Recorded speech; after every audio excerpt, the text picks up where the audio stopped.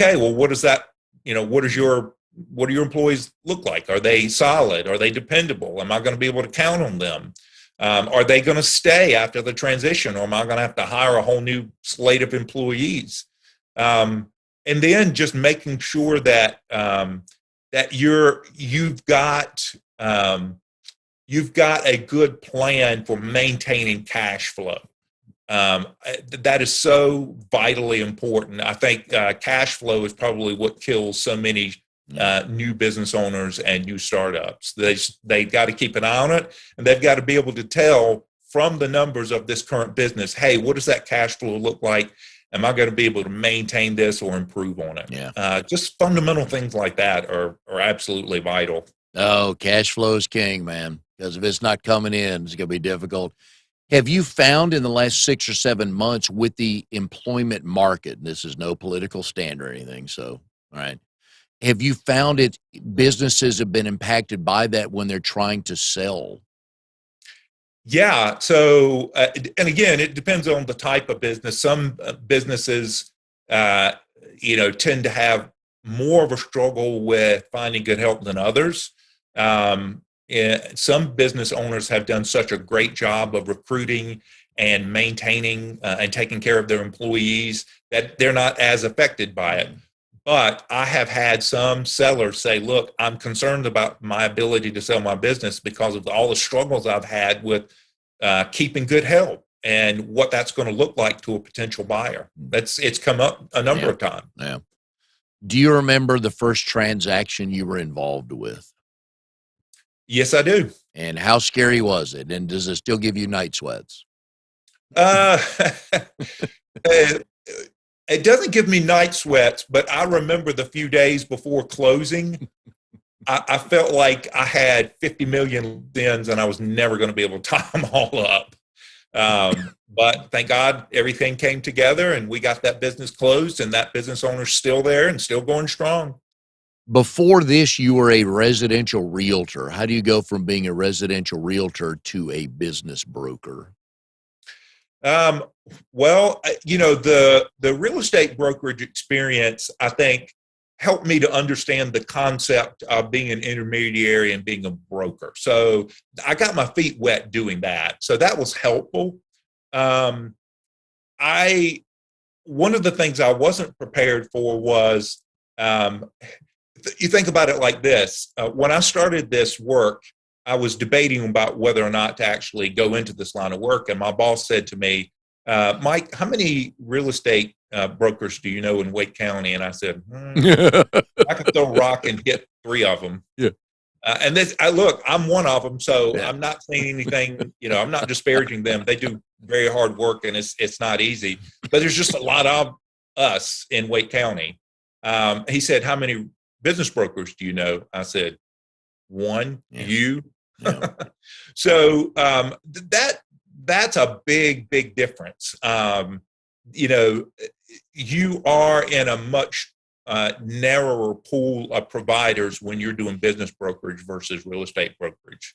And that can be a good thing, right? Mm-hmm. So I'm not having to compete with quite as many people for clients, but and it's also a nice bonus that whenever I go to visit a BNI, the chances of me finding a business broker in that group are almost non-existent. Oh, yeah. Yeah. Which was easier to sell, a house or a business?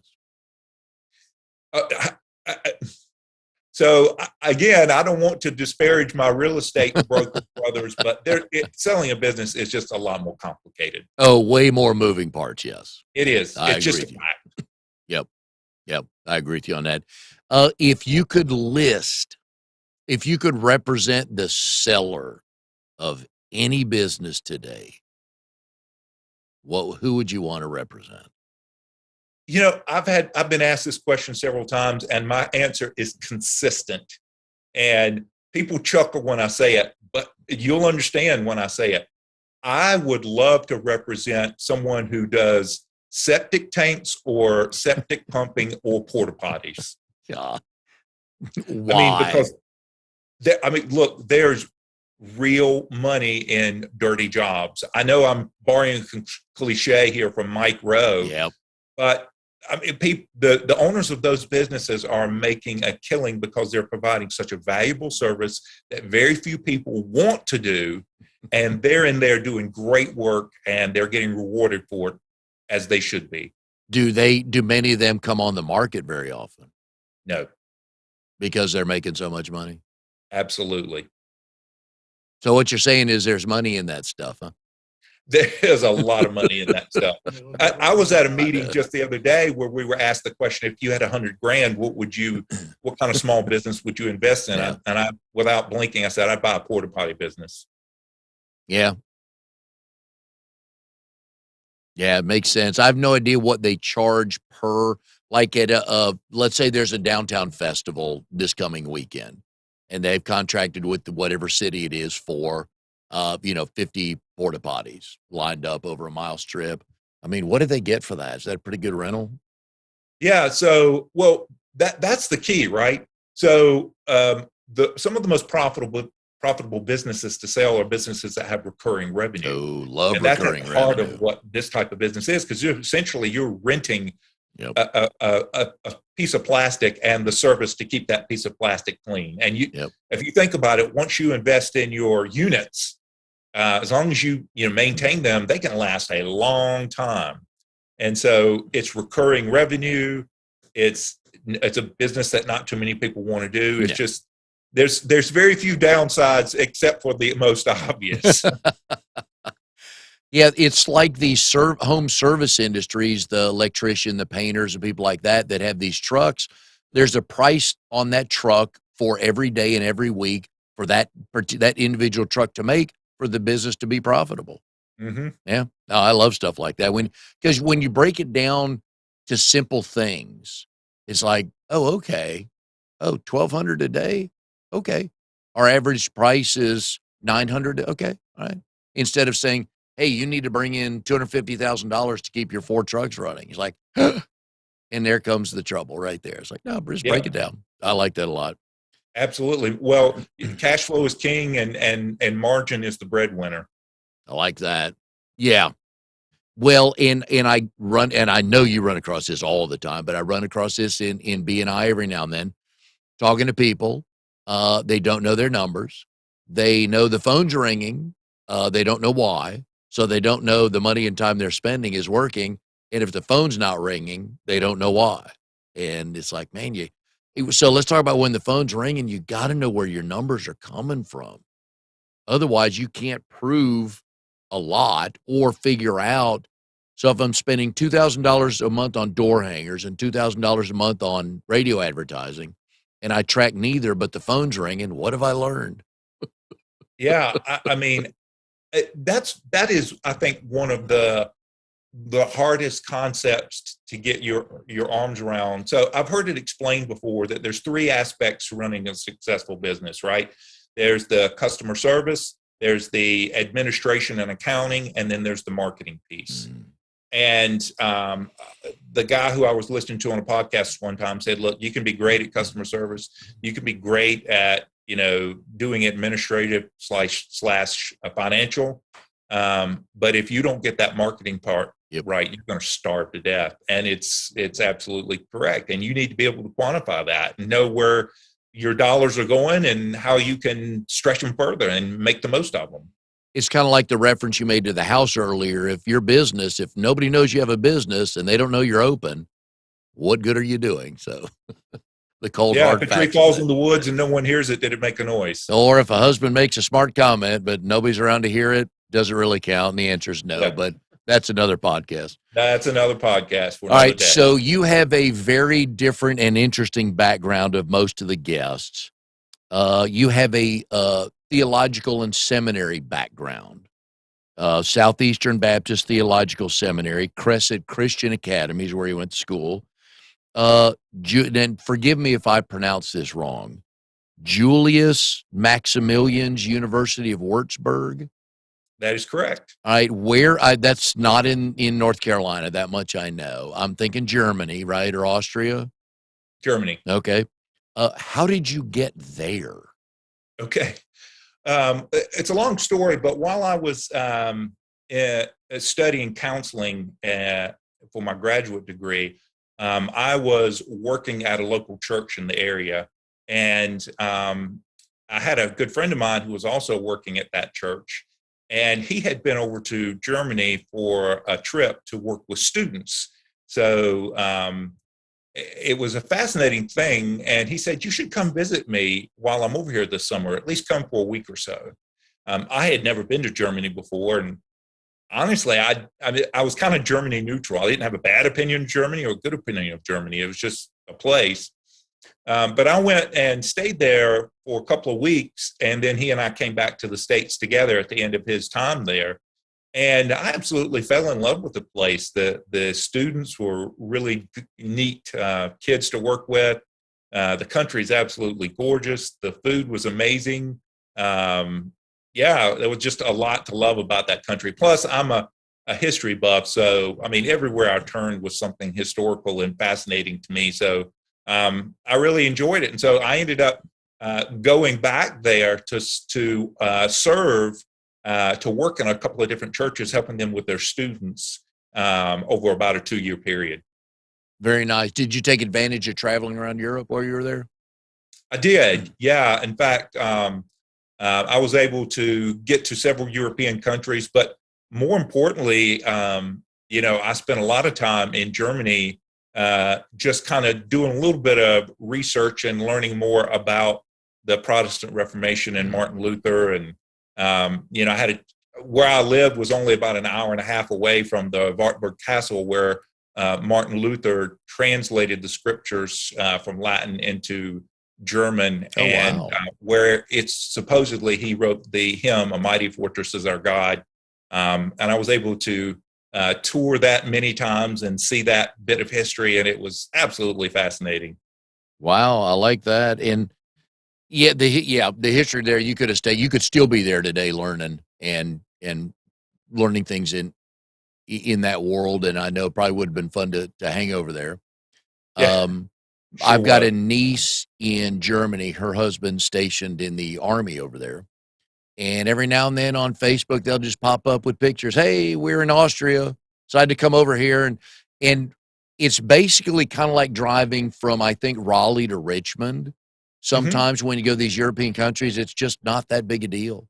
It's just like No, us crossing state lines here. yeah, no, and that was one really cool thing. So while I was at that university in Würzburg, I joined a fraternity, men's fraternity, and I got to be good friends with some guys in a sort of a brother fraternity in the same town.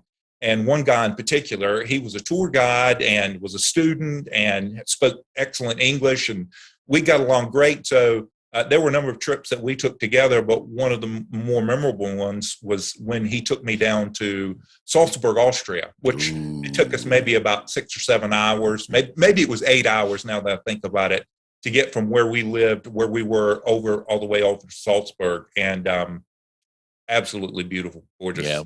Love the movie Sound of Music. I bet it's, yeah, gorgeous over there. Yep. So Crescent Christian Academy is the one in Durham, is Yeah. where you went, correct? Yep. What was the best thing about going to high school there? Um, so I felt like at that school and at that time, we just had a great sense of community. Mm. We had a great high school choir that I was able to take part in, and we toured and traveled, and um, it was just a great environment to grow up in. Some people look back on their high school years with awkwardness or negative memories. Not me at all. I Yeah. loved high school. I had a great experience. Had some fantastic teachers.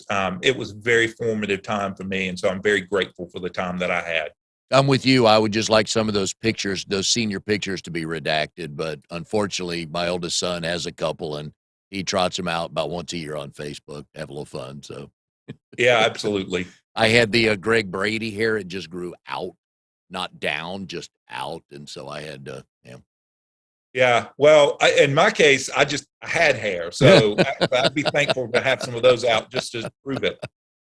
At Crescent Christian Academy, did at any point in time, did being a business broker one day cross your mind? Oh, no, not at all. Furthest thing from my mind, because at the time I just assumed that I was probably going to end up being a teacher like the ones that I respected and loved so much when I was in school. Yeah. Now, according to my crack research staff, you, in fact, were a small business owner back then, probably before high school. You had a lemonade stand.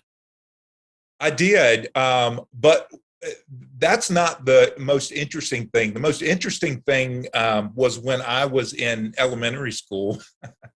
I figured out that I could take things with me to school, particularly food items, and I could sell them to my classmates.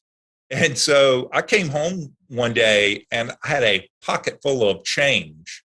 And my mom was like, "Where in the world did you get all of that money?" I'm like, "Oh, and I kind of stumbled around a little bit. And finally, I told my mom what I did. And boy, I got in big trouble for that. It was sort of a, hey, you probably ought not to be doing that. But deep down, I knew she was kind of proud of me for being such a good woman. What was the going rate for a peanut butter and jelly sandwich? Oh, man, that's been such a long time ago. I don't remember. I do remember selling saltine crackers for like 10 cents a piece. Wow. And how long did you pull this off before mom quashed it? I probably only did it for maybe a couple of weeks before she got wise. My mom is a very sharp and wonderful lady, and so it's hard to get too much by her. Well, and usually we learn, as parents, we learn things at the washing machine when we're checking through pockets. Absolutely. And I'm sure she found probably a few more quarters than she normally did. It's like, all right, what's he up to? So, but you probably thought you were the richest kid in elementary school, right? Oh, man, I couldn't wait to get to the store so I could buy some candy. Naturally. Nothing about investing here. We're going straight to the candy aisle, right? Exactly.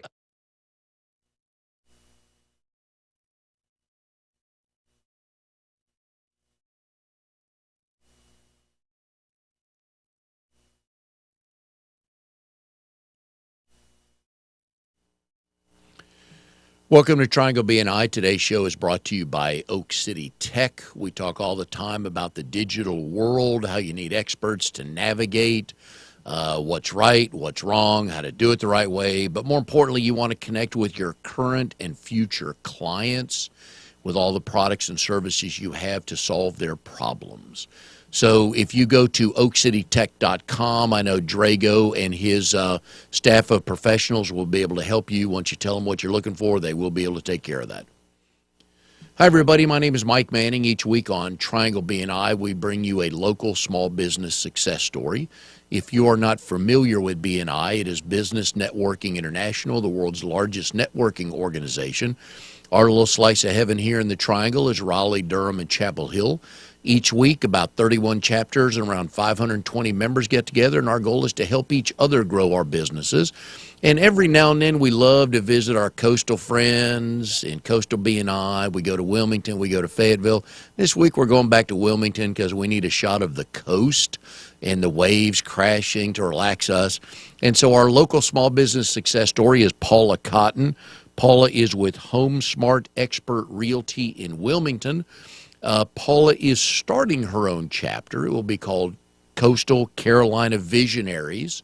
Paula has a plan. Paula's going to make stuff happen, so we're glad to get her in her busy schedule. Paula, how you doing today? All right, so we good?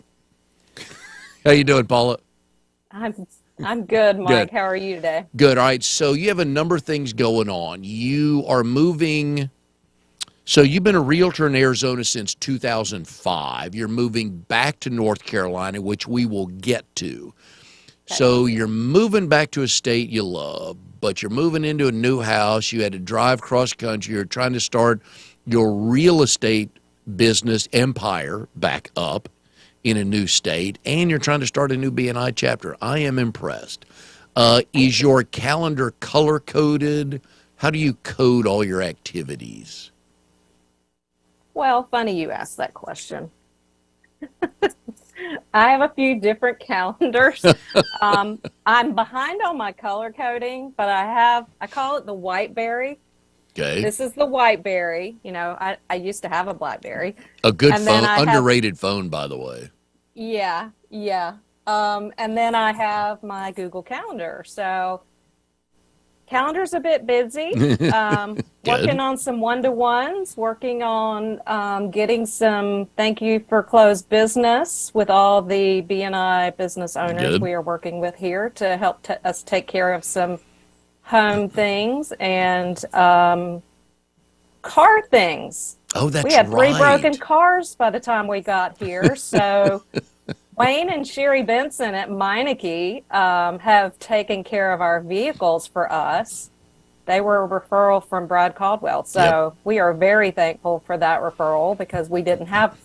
we didn't have cars here. Therefore, we didn't need a repair person, but we're very thankful for them to be part of our BNI referral partners. And that's one of the neat things about being in a BNI group. Pretty much everything, not everything, but pretty much everything is a phone call away. And Yes, phone call, text, yes.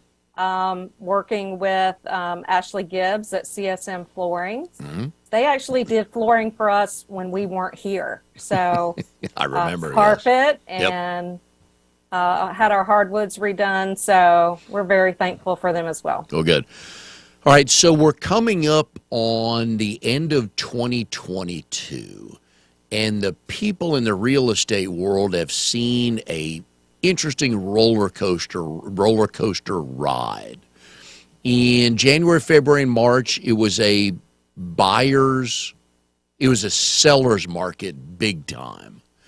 But as we get towards the end of the year with inflation up a little bit, and I'm not taking a stand on anything, so I don't want anybody take it that way. Interest rates are a little bit higher. Things are different. The approach is different. So if you are, here's what I've heard. The misperception is, oh, just wrong time to buy a house.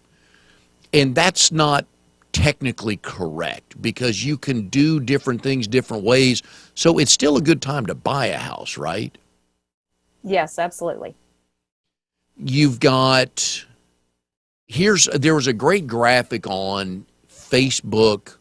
I saw it somewhere or LinkedIn a few weeks ago that there's a $450,000 house you wanted to buy in April. You probably had to pay about $495,000 or $500,000 for it. Now you get it for $450,000. Granted, the interest rate's a little higher, but they were really paying, I don't know, $100 more a month on something like that. Is that kind of the things you're seeing when you talk to people, that there's some good deals out there? There are still good deals. I did a Zoom meeting with my lender in Arizona several months back, and we were talking about the opportunities in permanent interest rate buy downs. And so that is something that we've seen come back in the market because of the interest rates. And also sellers paying concessions for buyers to help them potentially buy down that rate or help cover some closing costs for them. And I was visiting a chapter here in Cary this morning, and the Jennifer Johns, who's the mortgage lender there, was talking about, and we hear this a lot, first-time home buyer deals, discounts. I forget the exact word she used on it. But you qualify to be a first-time home buyer if you have not owned a home in the last 3 years. Correct. Not that, oh, I've already bought one house, so I can't ever buy one again. And I think that's a pretty good enticing value as well. Yes, it is. And the interesting thing is I've been on the buyer seller side now at a personal level because we just sold our home. And it gave me a greater appreciation for not only what buyers are dealing with, but also sellers. And we had to make some price changes because the market was not responding to where we started. And, we started based on the comps that were comparable at that time in the area. So we stayed on the market for a few months, and it took the right buyer to come, and that buyer was moving from California, sold a house. And so, so first-time home buyers, yes, it doesn't mean you've never bought a home.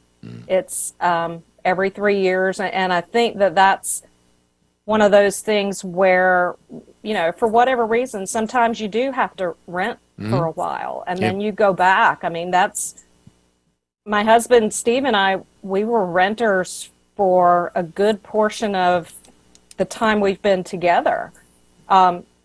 Steve went through a foreclosure.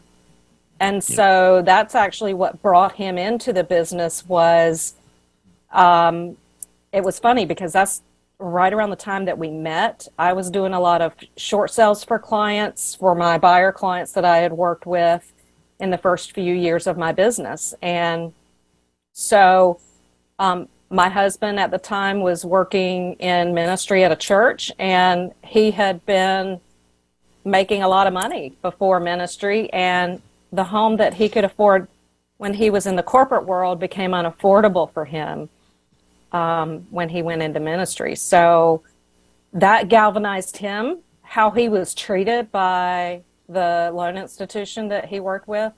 That galvanized him to get into real estate with me because he wanted to help people as part of that process. So there are a lot of homeowners who have been through that process, and they had to become renters for a certain amount of time.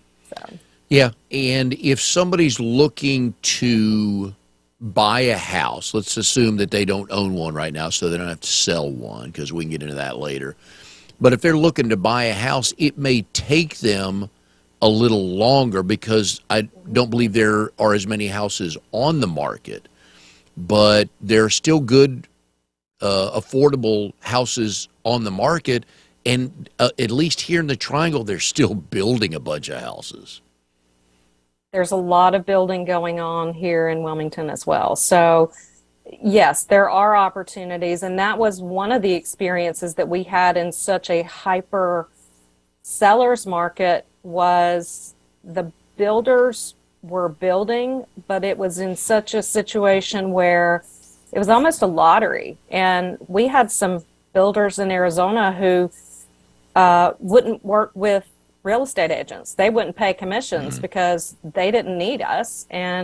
But yes, building is definitely a potential opportunity for someone to get into a home.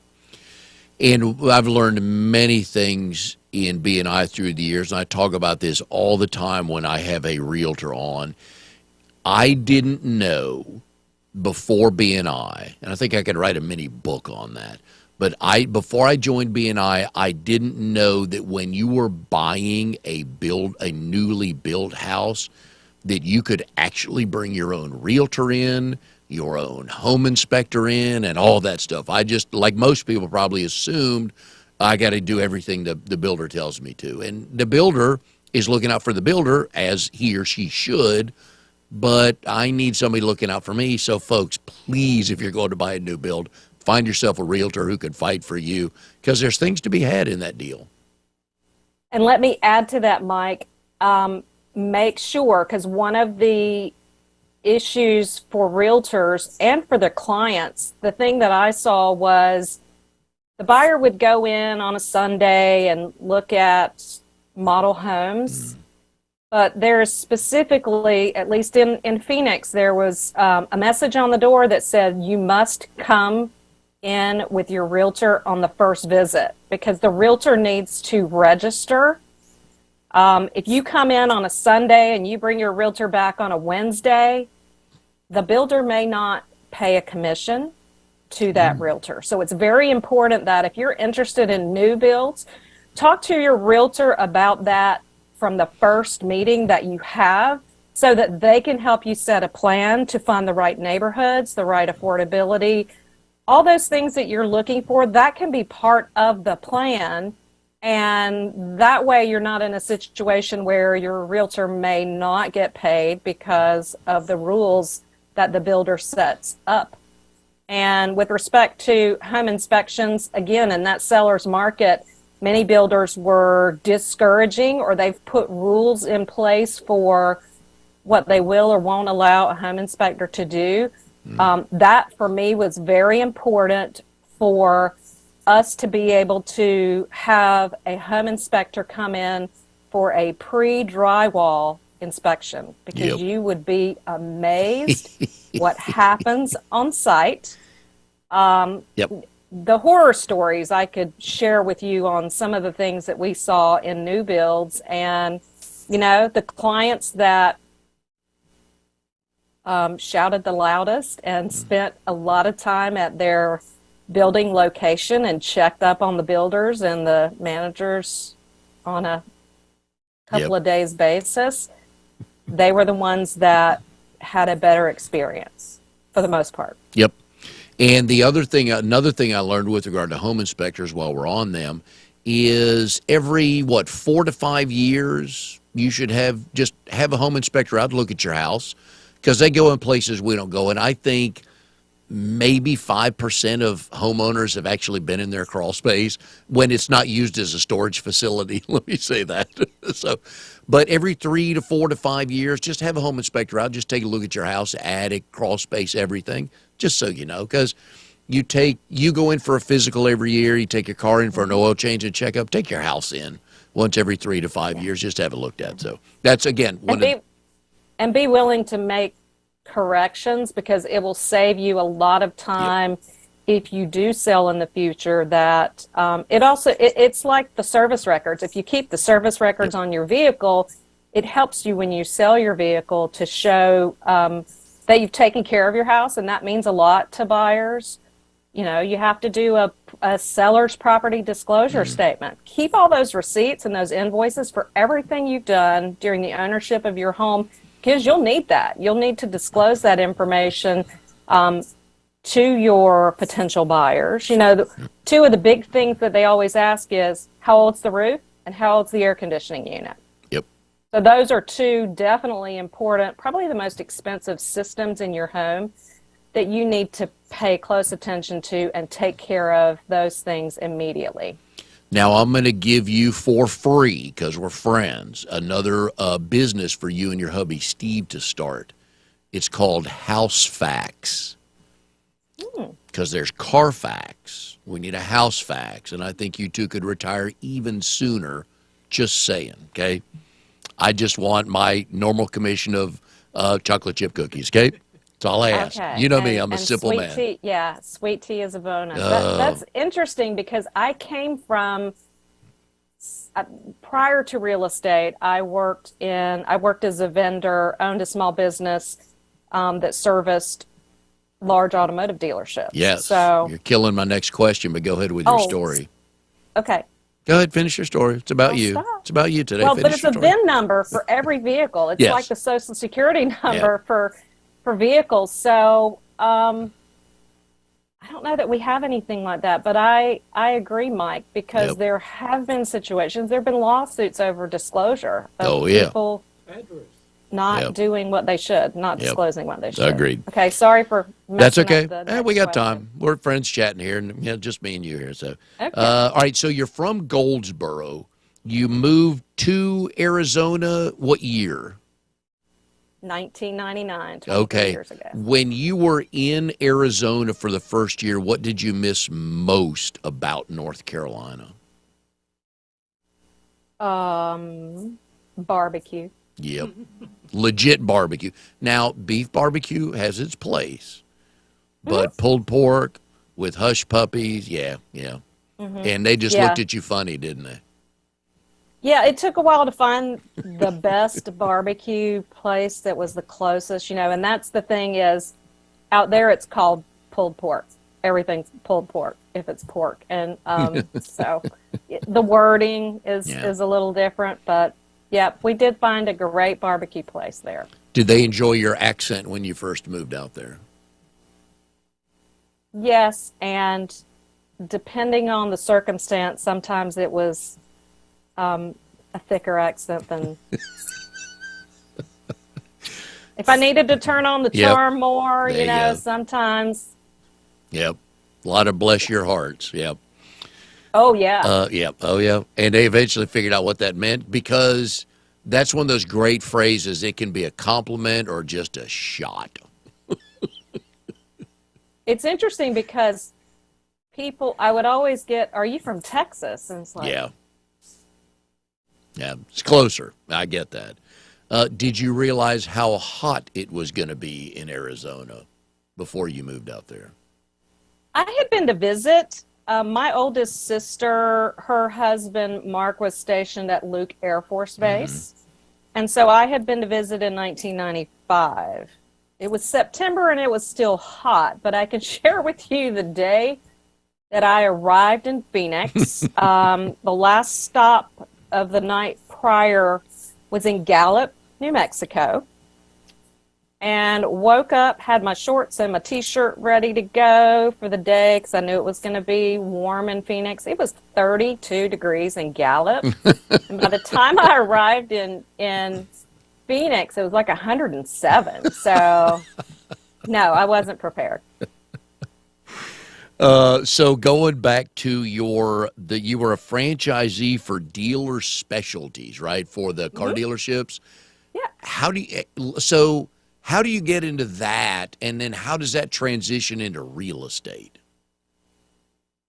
It was a franchise business. A good friend of my former spouse and I started that company. He and his brothers founded that company around the Thanksgiving table.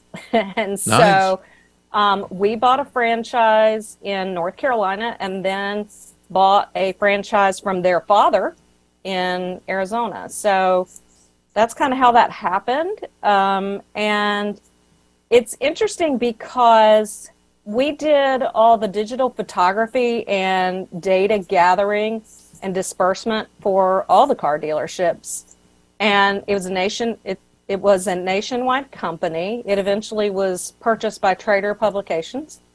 And so it's one of those things where in Arizona, at the time that we got into that business, the internet was just kind of in its, I'd say, infancy as it relates to businesses using it to market inventory and products. So it was cool to watch the evolution. The first cameras we had were Epsons, and they were like a huge brick. But in real estate, there's so many parallels. You know, I have a friend in Phoenix. His name is Mike Dobbins, and he was an internet manager at a local Buick store, and now we're both in real estate. So it's amazing the parallels of, marketing a home on the internet and how that my time in the automotive business kind of segued into that. So. And as I was doing research for the show, I found out that you had one of those jobs that I would have hated, but it explains your thinking a little bit more. You used to be an auditor and a CPA, right? So once I read that, I'm like, okay, that allows me to connect some dots because you're very analytical thinking. And I get that, but my God, when auditors show up, you're like the least favorite person in the building, aren't you? I didn't work for the government.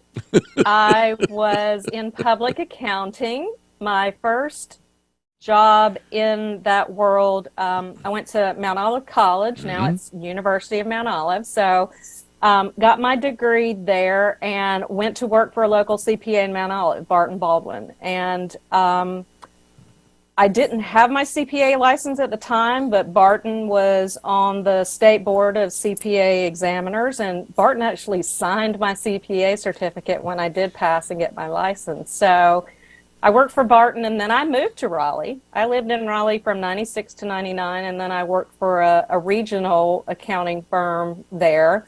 And yeah, I was more on the financial side of financial accounting, and interesting stories there as well. You know, I had opportunities in that to observe inventory counting in large convenience stores that are still all around the Triangle in Eastern North Carolina.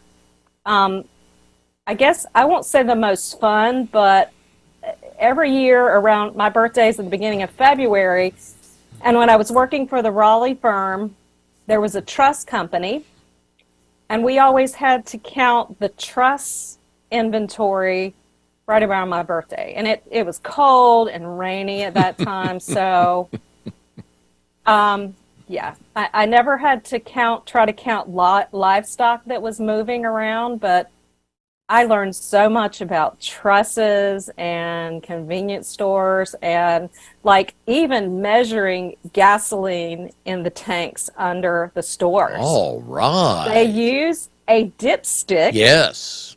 And like Comet. That's how, and so they knew the capacity of the tank, and that's how they measured the gasoline inventory, the fuel inventory for their audit. So I learned a lot. Oh, counting livestock. That would be hilarious to watch if you got a couple hundred head in a, But I also picture you in the local, and I don't believe it was 7-Eleven. I don't even know if they're still around much anymore.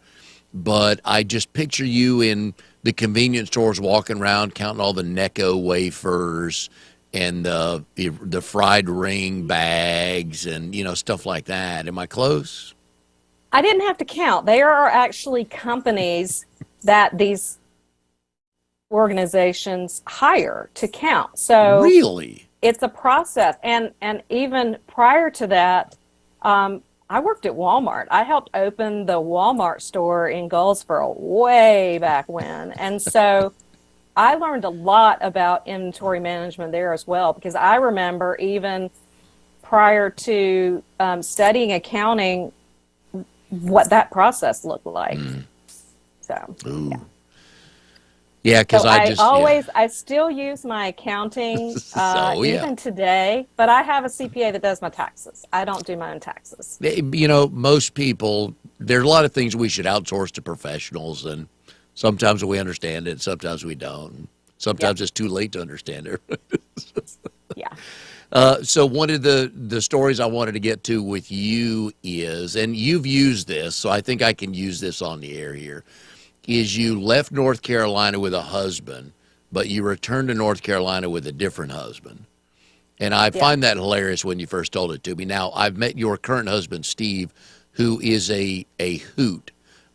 He's a total geek, but he gets the context of where he comes into a conversation with a sense of humor. Big fan.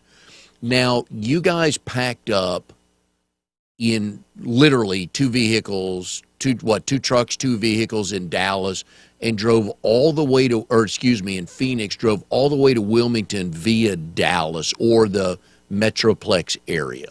Mm-hmm. How did you guys divvy up who was driving what? Did Steve get the bigger truck, or did you tell him you're not driving that? How about this? It was based on age. The oldest person got to drive the biggest vehicle. So Steve's a few years older than I am. And even though, I've helped pull boats and motorcycle trailers in my past, I wasn't prepared, nor was he for that matter, because that was the first time he had ever driven a 26-foot truck. Yeah, boy. And I can share with you, it was packed to the gills. Oh, we couldn't have put another thing in that vehicle. I drove a Ford F-150, and we had two vehicles to tow. So we looked like the wagon train. You're only missing Granny sitting on top of the truck for your own opening for your sitcom, right? Pretty much. Yes. Or a Chevy Chase remake movie, right? It felt like that, too. Yeah. Now, I would love to have been, that's why I want my superpower. I want to be invisible, because I want to show up in boardrooms and in contract negotiations just to listen to what's going on. I would love to have been in your driveway with that 26-foot truck and you two figuring out how it's going to be packed correctly. Now, having said that, I would wager $100 that this was schemed out on paper. Oh, yes. I knew I it. can't even, it was more than schemed out on paper. It was schemed out, and you say my husband is a hoot. He's way more analytical than I am. Oh, yeah, yeah. But that's And why you two so- work together so well. Yes. Yes. Yep. We, Steve, staged our front living dining room because he measured off the capacity of the truck. And we packed boxes, and it kind of like a puzzle. Yep. He practiced packing the truck. That I believe it. I truly believe that. But that still wasn't, I mean, there was just so many things Yeah. that went into all that. And we still, 26-foot truck is the biggest truck you can get when you're, moving yourself. Every vehicle that we brought was full. I only had, I don't even think I could have put another person in the vehicle with me. Every vehicle was full. So we probably could have had two moving trucks. Oh, yeah. But yes, it was very, very detailed months before, and we were hoping to move in August. Oh, yeah. I won that bet, by the way, with Chip, but that's another story. Yeah. Things kept moving, Yeah, and because we had clients that we were trying to help them get their home sold before we left. So, And you kept taking on clients because you're nice. There are just certain clients you can't say no to. Yep. So I get it. it all worked out. I get it worked out really well. Our last, outside of the sale of our home, the last client that we helped was a seller, and they bought a house from us. They bought this home from us like 2 years ago. And so those are really important clients. The ones that actually come back to you, they trusted you, and maybe you met them through a referral. That was a referral.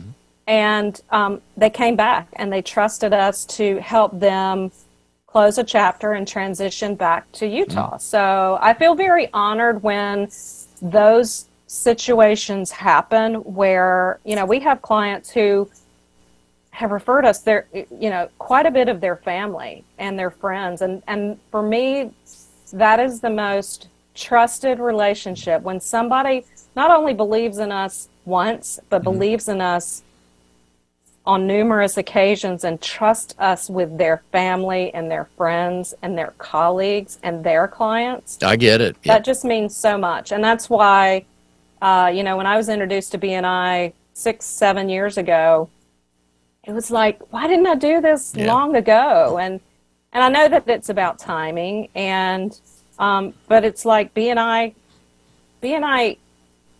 brought a lot of what I was already doing to fruition. I'm a connector. I love to connect people. And so that's what brings me a lot of joy, is connecting people, and being a resource for our clients. And I've shared that. I shared that this week with a local owner here. For as much as I love BNI and the opportunity that it brings to build our business, the resources are more important than the revenue that comes to us, because we can be the hero to help our clients, and because clients are looking for those opportunities they need us. They need us way beyond a transaction. So, yeah. And going back, I love that you use the word connector, because I want to go back to the trip. See, this is what fascinates me, are those little things. So you and Steve are connected on the interstate. I'm assuming he's leading and you're following, right? And I just picture you guys like 59, 60 miles an hour in the right-hand lane, waving everybody else around because you're back to the gill and don't want to wreck anything. Am I close? Oh, yes. Okay. So you jump on I-10? Okay. All right.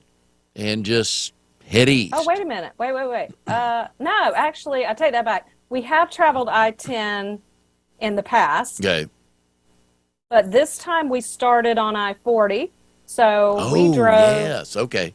We drove to Flagstaff, and that's the thing we tell people. It's like, where's Wilmington? It's like, drive to Flagstaff, make a ride on I-40, and drive till it ends. Okay. So we started on 40, and then in Texas.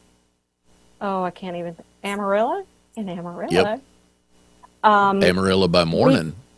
Amarillo by morning. Love that song. And we made it to Crossroads, Texas, which is a suburb north of Plano, Texas, because that's where my son Ryan lives. And so we lightened the load in the truck because I donated quite a bit of Good. furniture and that kind of thing. So we went I-40, And I-20. so, all right, so hang on a sec.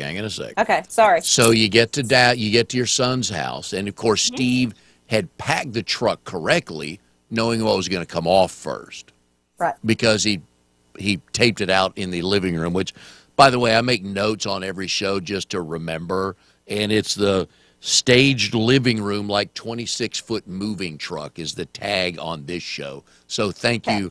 Tell Steve thank you very much for that. Now you pull into your son's neighborhood. Where the hell do you park two trucks with pull behinds? Luckily, he's on a corner lot. So Okay. I'm a proud mom of a 30-year-old homeowner, and hats off to his real estate agent who was a client of mine. Her name is Amy Miller, and boy, oh boy, she took great care of him, and I was very excited that he became a homeowner. So Ryan lives on a corner, and we were able to pull the trucks. The thing, it was Veterans Day, no, not Veterans Day, Columbus Day weekend. He lives across from a school, so school was not in session, and so we were able to kind of park right beside his house, which was nice. I mean, that was also one of those things that was part of planning that it was tough. I mean, that was probably one of the greatest challenges we had every night when we stopped was, is there going to be enough parking? And that's a whole nother session in itself to talk about. Because pulling up to a house with the two vehicles you were driving, that's a big old redneck welcome, right? I mean, here we got two trucks, we got two vehicles behind it pulled, and we're tired. We need to be fed, and I'm going to be. So that must have been interesting. All right, so you dump all that, so Steve's truck gets a little better to drive. By the way, but he had to repack the whole truck after taking all that stuff off, and so okay. My son's girlfriend, Mia, and I helped with that process because my son works remotely, so he was having to work while we were. I bet he was that day, wasn't he? He did help. He did help when he was available, but I think one of the greatest tools, two of the greatest tools, twine.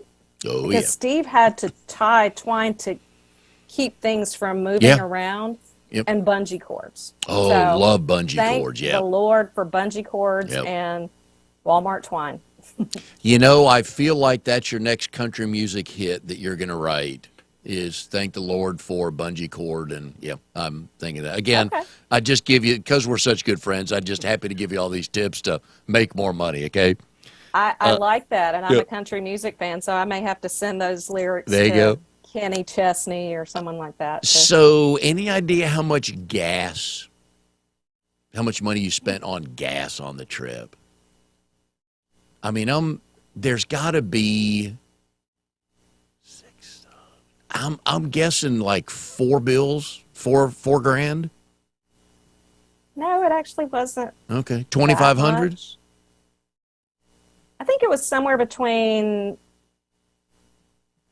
either $1,500, probably somewhere between $1,500 and $2,000 in gas. And wow, pretty good. You know, it's one of those things. It's expensive to move, and we didn't have a company moving us across Nope. the country. And so that was part of why we chose to move ourselves. But Steve has said now on numerous occasions he will never do it again. No.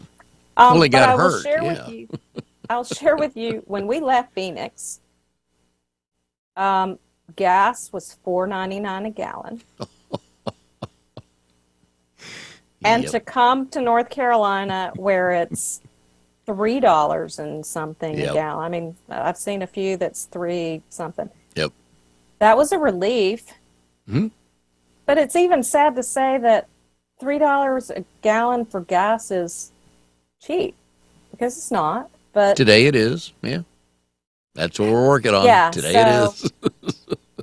yeah, outside of the cost for the U-Haul, the gas was. Yep. Oh, yeah. Yeah. Yeah. Couldn't find enough Motel 6s either, could you, with big parking spaces, right?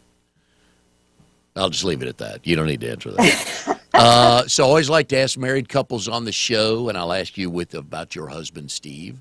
How did you two meet, and do you both tell the story the same way? We are an eHarmony couple. Nice. There are many of those.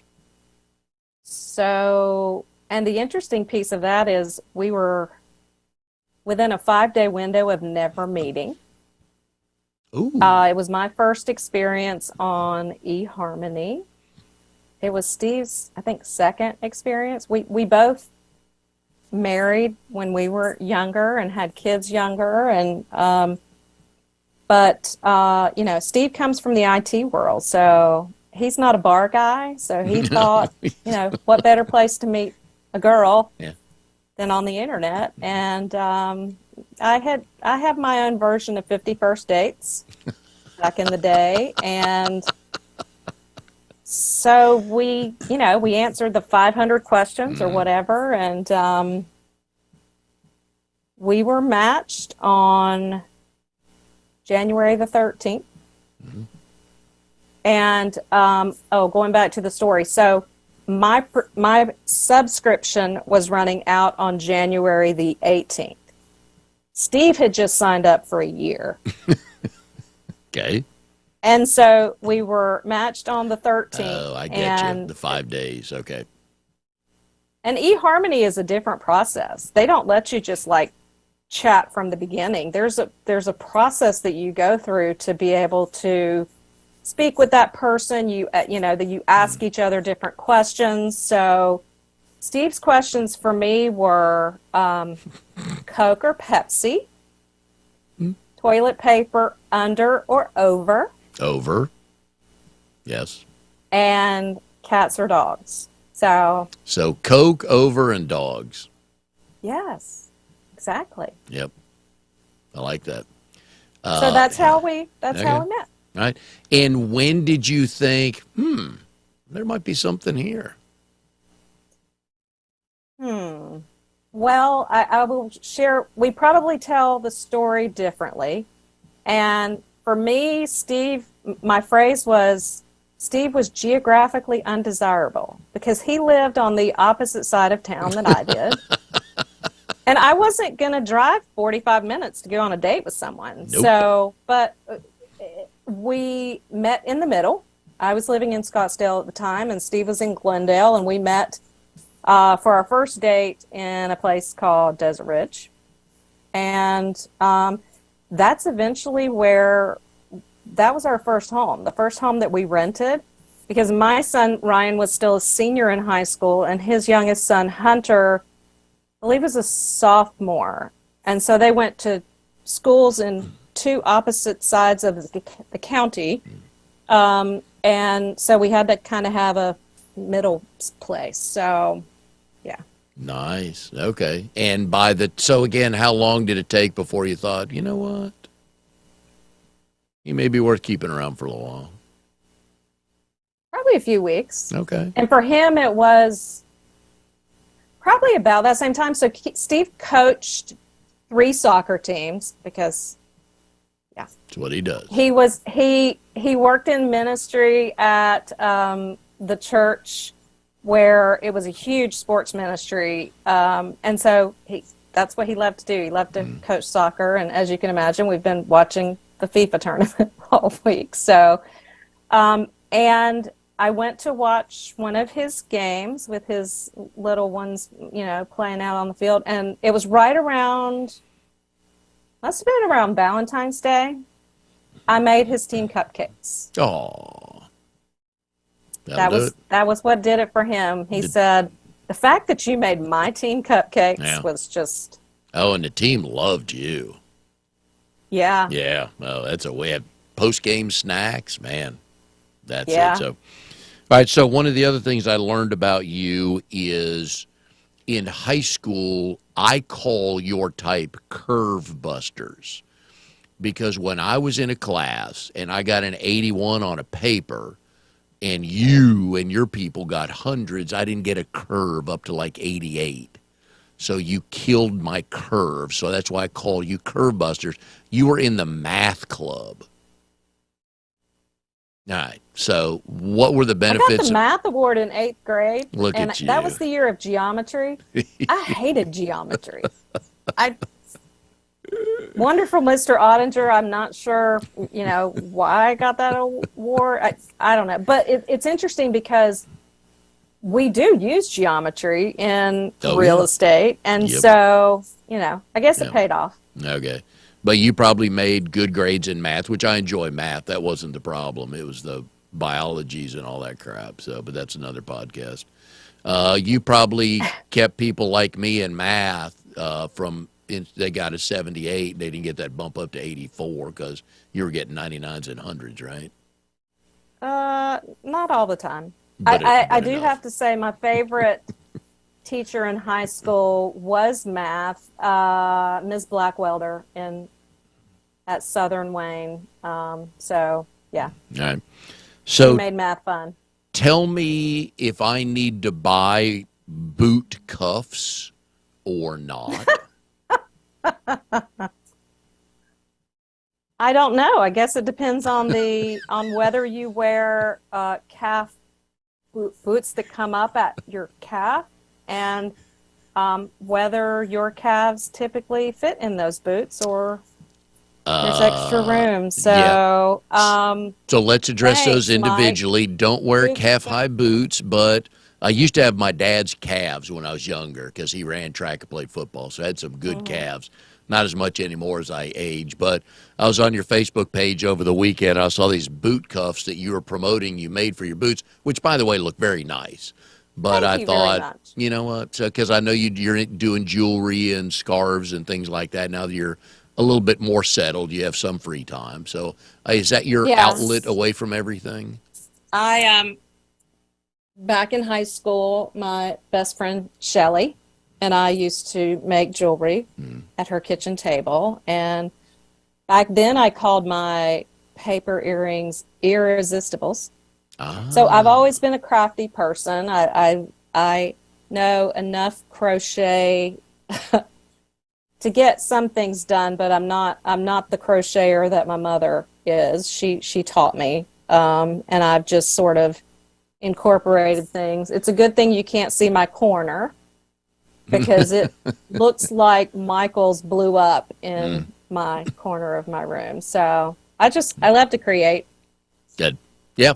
And that's always a lot of fun. I know because I saw a couple of things you did with earrings and shells and stuff like that. So I know that's a lot of fun. Shells are my addiction. There you go. There you go. So now you're back, back in your homeland so you can collect more shells, right? Yes. There you go. It's very hard to go to the beach and not pick up 10 or. There you go. 30. I like that. All right. So we're going to give one tip as we wrap up the show here. If you are looking to buy a house in the new year, whether you're selling one or not, you're looking to buy a house, what's something to start looking for or planning for? If you are financing that home, mortgage, plan for and find the right mortgage lender, and there are plenty of great mortgage lenders, but it's very important that you prepare financially for probably the largest investment in yourself that you will make financially. In the seller's market, it was very difficult for people that didn't have a lot of down payment money to even get considered. So if you can save money, if you can get, if your parents or grandparents are willing to help you with a down payment, that is important. So I would say getting yourself ready financially. If there are things in your credit that need to be cleaned up, it's very important to be working with a local lender that understands the market, because the markets are different in Arizona versus North Carolina, and there are different programs. And if you need help cleaning up credit, they're going to run what's called a tri-merge credit report for you. And that's everything. That's all three bureaus. And if there are things that are on there that need to be cleaned up, they can help you do that, and they can help guide you through that process. So mortgage lender, most important thing, unless, you are wealthy and have lots of cash and you're going to pay cash for that home. And that is why people need to go find a professional realtor like Paula. We've been putting her phone number up on the screen. So if you even have any questions, she will answer those for you. But it's little tips like that to make you want to go to the pros. So, Paula, have enjoyed it very much. Thanks for coming on the show today. Thank you. Good stories. I can't wait to see Steve next, and I want to see if he can space out your living room. And that's the perfect visual of Steve. That now that I know him a little bit, that just sums him up, and I'm not surprised. So, anyways, thanks for that. Good luck on getting real estate going in Wilmington. Good luck on your new BNI chapter. And we thank you for being on the show today. Thank you very much. And we'll see everybody next time on Triangle BNI.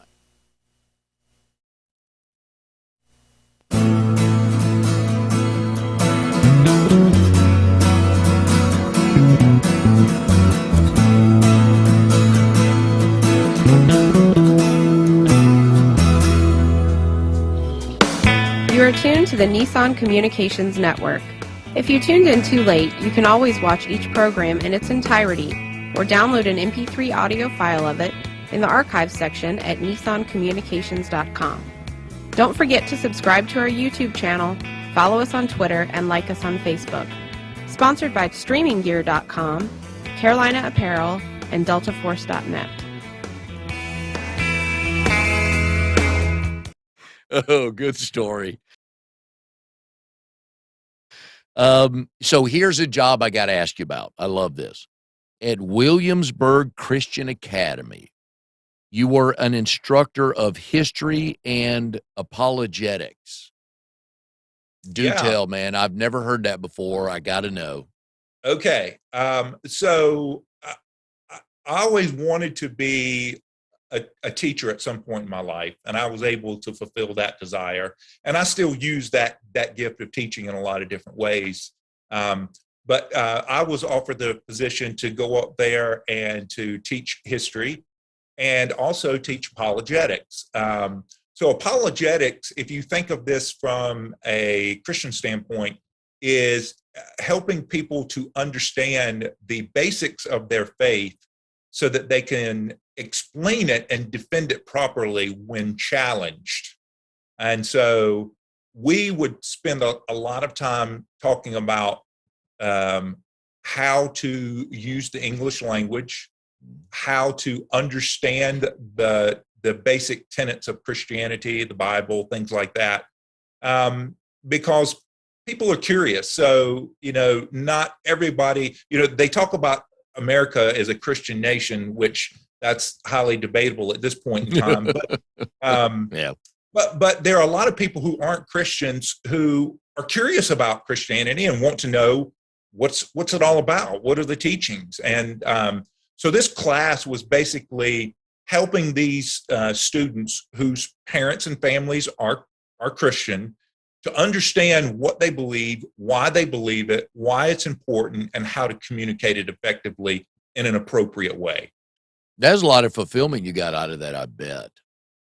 Oh yeah, I loved it because I like the idea of sort of healthy debate. I don't mean like rancorous, divisive debate, Yeah. but healthy dialogue, which is something I feel like that any academic setting should be, a place where things can be debated in a healthy way and where things can be questioned and discussed. And,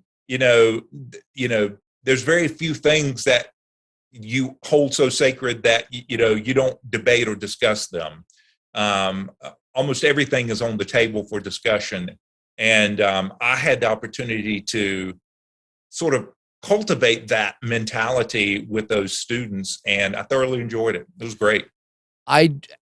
Today, you're right. I mean, on TV, there's a lot of people swearing to God about the other side of the aisle. Let me just say it that way. But I don't know why I can't in today's, and we're not going to get off on a tangent here, but I don't know why I can't just ask a question about something and not be branded immediately or labeled.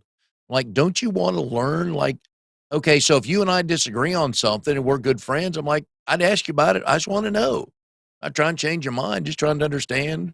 Because sometimes it's good for all of us to defend what we believe and what we say.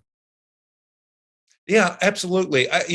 This is one thing, again, not getting political, but in the environment in which we live now, people can't have civil discourse. Yep. Everything's got to get nasty really quick. I'm no fan of that at all. Now, if you were to ask me, are there some things that I believe and hold to that I'm not going to back down from? Mm-hmm. Absolutely. Yeah. But I don't go around beating up people on the head with those ideas. I take it to the marketplace and we talk about it like adults. And if someone sees my point of view, great. If they don't, that's okay. Yeah. But I feel like we've lost that. And that's why I enjoyed teaching that class so much, because that's exactly what we did. We created that environment for us to have a marketplace of ideas, to discuss things, and, to give these students some critical thinking skills and some communication skills so that, they would be equipped for life to be able to carry out civil discourse and, of course, share what they believe. And I hate it that we've lost that in this country. I'm with you. I enjoy good, healthy discussion just to learn. And, we can part. We can still have a glass of tea or a beer or go play golf, whatever. I'm not going to lose you. Anyways. All right, so let's get on to one of your favorite topics. Your wife, Patty. I always like to ask folks on the show, how did you meet? And do you both tell the story the same way? So I'll answer the first question. How did we meet? So I was actually an old bachelor. I never thought I was going to get married. It was just one of those things. It just busy in life, traveling a lot. It wasn't that I was against it. It just one of those things. And so I happened to be in it was a Christian dating site, and I happened to notice this lady, her profile, and I thought, well, she's the things that she writes in this profile intrigued me, because I had very high criteria in terms of belief and faith, and the things she wrote, they were very touching. And so I thought, I'd really like to get to know this lady. So long story short, we ended up connecting and communicating back and forth. She was living in California at the time, and she had has a brother-in-law and sister and two nephews who live in Apex. And she was debating whether or not should I move to North Carolina, because she's a nurse, and so she was thinking about getting a job at one of the major hospitals here, or am I going to take my skills back to Taiwan, where she was from, and just practice nursing back in Taiwan and be with her family in Taiwan. And so once we met and started discussing and sharing ideas and just getting to know one another, she decided that, hey, I think I want to try North Carolina. And so I'd like to think that I was a big part of that. so she moved to the area, and we ended up getting married. And I am so much better for it. We will say today at 11:38-ish Eastern time that was the reason why she moved to Apex. We will make it so. It is now on tape, so it cannot be refuted. So, yes. There you go. I like it. That's my story, and I'm sticking to it. Now, does she tell the story the way you tell it? Well, like any lovely lady, she puts a lot more color and detail into it. Yeah. Us men are pretty much, straight to the point. But the essentials are the same. But once she got a good look at that mug of yours, she thought, I'm moving. I got to see more of that, right? Yes. Well, I mean, that obviously was an attracting factor, but man, when she saw how hard a worker I was, Yeah. and how I'm just, compassionate and caring and all these other things, and it's getting kind of deep in here, so we better move on. Yeah, and 51% snark, right? Exactly. All right, so tell us why you're a bachelor right now. Okay, thank you for asking that. So this is my first extended period of bachelorhood since we've been married. We're been married going on 5 years now. But my wife, she sacrificed a lot, to be with me and to live here. And she's a citizen of the United States now, but the only family she has here now are her brother-in-law, sister, and nephews, and me. All of her other family in Taiwan. So because of COVID, she hasn't seen her mom and her brothers, brother and sister and nephews and all in Taiwan for 2 years because of COVID. Wow. And so she graduated from ECU with her Doctor of Nurse Practitioner degree back in May, passed her board exam first time, brilliant lady. And we both decided that since now she's in the process of discovering what nurse practitioner jobs might be out there, it would be better for her to take a trip to visit her family now before she starts a new position, if it works out for her to be able to do that. And so I couldn't be gone for that long. She wanted to go for 5 weeks. And so I said, babe, look, I'm not going to hold you back. You go on over there. I'll take care of things here back home. And then, God willing, I'm going to go to join her in about 3.5 weeks. Oh, nice. And you have been there before, because I know you travel a lot. Yeah. So this will be my third trip to Taiwan. Right. You enjoy it over there? Oh, man, it is a beautiful country. Beautiful country. The food there is amazing. And it is, the exchange rate is, I think, roughly 30 to 33 new Taiwan dollars to the American dollar. Oh. So I feel like everything is really inexpensive, especially food over there. And so I feel like I'm living like a king when I go over there, not to mention the fact that it's just a beautiful country with really, really kind and friendly people. Yeah, I bet when you two started dating, you started eating better, didn't you? Oh, yeah. Oh. Yeah. She's a good cook, and her mom, my mother-in-law, wow. There's no Chinese restaurant in America that can compare to Mama's cooking. No, and wise decision on that. All right, so another interesting thing I found out about you, and I'm going to butcher the word here, but you said you are a Enneagram 2? How do I say that? That you thrive off helping people.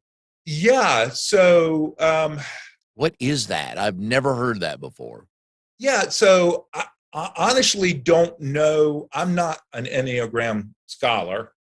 I did take that test, and I did like what it told me. I felt like it was somewhat accurate, that I enjoy coaching people up, helping them, assisting them to be successful. I derive great fulfillment from that. And so in a lot of ways, I see myself as like the CO or the consigliere, if you want to use the Godfather term, who's standing beside, someone, helping them, giving them good